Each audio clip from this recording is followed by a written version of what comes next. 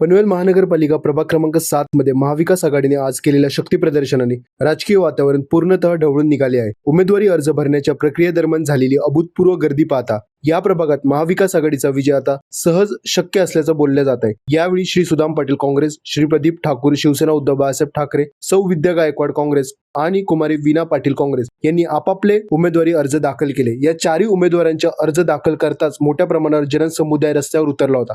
समर्थक, कार्यकर्ते आणि स्थानिक नागरिकांच्या उपस्थितीमुळे परिसरात प्रचंड उत्साहाचे वातावरण निर्माण झाले होते. कळंबोलीतील जनतेचा महाविकास आघाडीला मिळणारा ठाम पाठिंबा यावेळी स्पष्टपणे दिसून आला.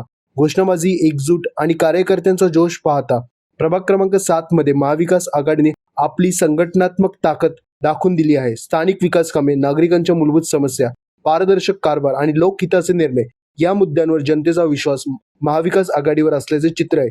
त्यामुळेच अर्ज भरण्याच्या टप्प्यावर विरोधकांमध्ये अस्वस्थता निर्माण झाल्याचे बोलले जात आहे. एकूणच प्रभाग क्रमांक 7 मध्ये झालेल्या या जोरदार शक्ती प्रदर्शनानंतर महाविकास आघाडीचा विजय आता केवळ शक्यता न राहता वास्तवाकडे वाटचाल करत असल्याचे राजकीय जाणकारांकडून व्यक्त केले जात आहे.